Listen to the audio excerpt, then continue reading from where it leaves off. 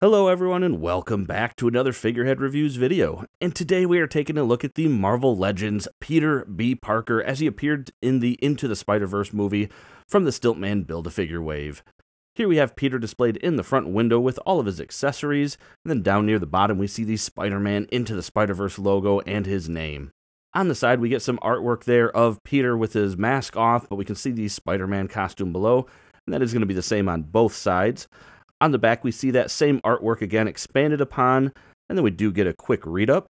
Peter Parker mentors Miles Morales, an all-new Spider-Man, to understand the importance of power and responsibility. And then we do have all the other figures needed in this wave to complete the Stilt-Man Build-A-Figure. And at the very bottom, you have the UPC code, so you can check with your local retailer to see if they have this in stock.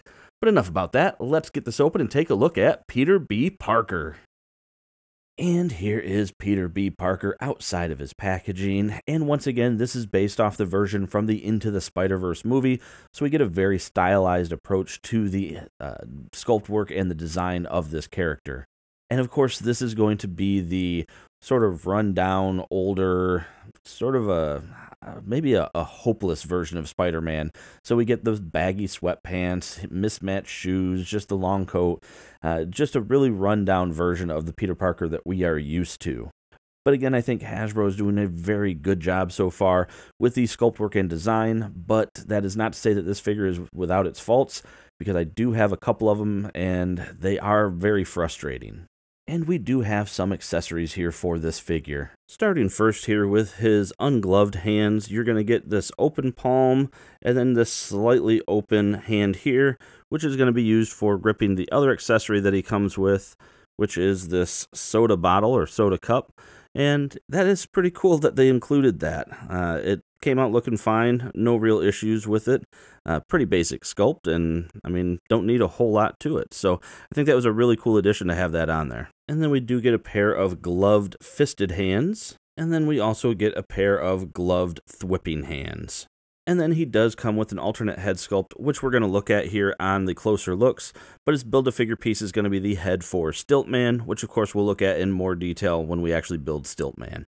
Now in standing straight up, Pete is coming in at 6.5 inches tall, which makes him about 16.5 centimeters, so he is quite a bit taller than Miles, which is appropriate. As I said in my last review, Miles is a teenager, this is a full-grown adult, so I like that difference there. But since we've looked at all of his accessories and the Build-A-Figure piece, let's go ahead and just jump in here and get a closer look on Peter B. Parker. And getting up close here, starting first with the completely unmasked head sculpt. Very cool looking, and again, just capturing that style that we got in the movie, so a very unique approach here to the characters, so very well done. We actually can see some stubble there, very lightly painted on. Just adds just the right amount of shadow there, so not too shabby. The hair is actually looking a bit shabby there, but intentionally so. Good sculpt work on that. No shading or anything like that, though, so very simple design. And then when we get up to the face there, the eyes, they look like they're accurately painted, so really well done. Now, he does come with the other head sculpt here, and one thing I want to point out, when you take it off, the neck piece is glued on. That is not a solid part to the torso, so be careful, and you're going to see it even as I'm trying to pull this off. You can see it wiggling, and I feel like if I swap the head too many times, eventually I'm going to end up pulling this neck piece right out. If I had to venture a guess, I wouldn't be surprised if we are about to see at some point a version of this Spider-Man without the jacket, and instead just the Spider-Man costume on the top and the sweatpants on the bottom. So I bet we'll see a neck piece that continues with the costume design there. So, but again, that neck piece is not meant to move. It looks like it's supposed to be glued in, but again, very loose when taking that off. But looking at the partially masked head sculpt, I think this is actually really cool. We got something like this with Pizza Spidey, where the mask was only up, just past the mouth there, but I really like the idea here of seeing Peter with the mask just not all the way on. And then we do see we got some sculpted webbing there, so really cool. And the eyes came out looking good, but yeah, I think that is very nice. And then we don't have any stubble on this one. He is clean shaven, and we get a little bit of a smirk there. So again, I really like that sculpt work. Now he's going to have this jacket over top with some pretty basic paintwork there. And it looks like they missed a little bit on that button. But we get some gold buttons there on it throughout. And of course, he's going to have the sleeves. And then underneath, we are going to see the Spider-Man costume again with the sculpted webbing. And let's see, the paint came out pretty good there on the spider logo. So not too shabby. I will point out this bit of nastiness here on this bicep. So we get a lot of flashing here on this particular bicep, which is very ugly looking. So not a fan of that. But not a whole lot of other detail on the back side of the coat. Going down to the sweatpants, I mean, there's not a whole lot of detail necessary for that. They just look like sweatpants here, pulled up pretty high. And then you're going to get the mismatched shoes. So we get a boot on one foot here that's very loosely, not quite laced all the way up.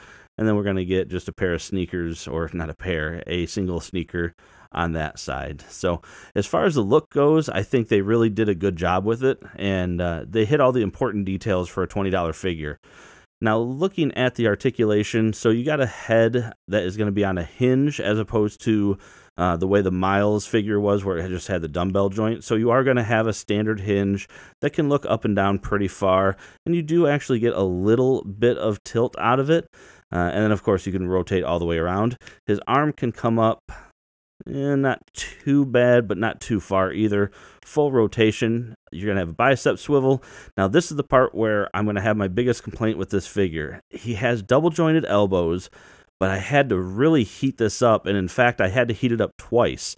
I heated it up once just to loosen the joint for when I was doing all my poses there at the beginning, and then I had to go and heat it up again before I did this segment here because it had stiffened up again.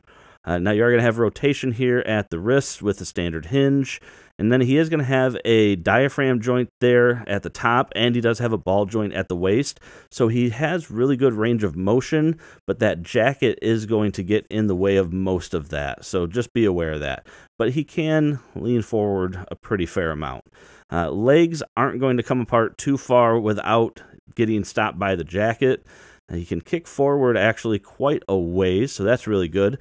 Backwards, not too much. He does have an upper thigh cut, and then going back again, he has very stiff joints, and in fact, when I was bringing the knee back down at one point, it was put a little pressure there. You can see the pressure in the plastic. I had to heat these up again, and in fact, they won't even move. Well, there it goes a little bit.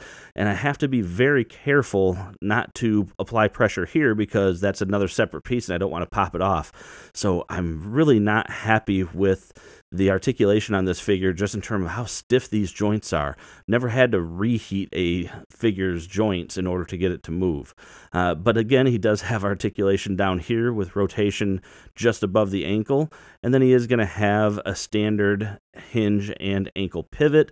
And then my last gripe is I've had to use one of my little clear stands here for almost every standing pose because this hinge keeps snapping to a specific position, and it seems to be slightly angled forward because I cannot get him to stand straight up on his feet. I had to use that stand for everything.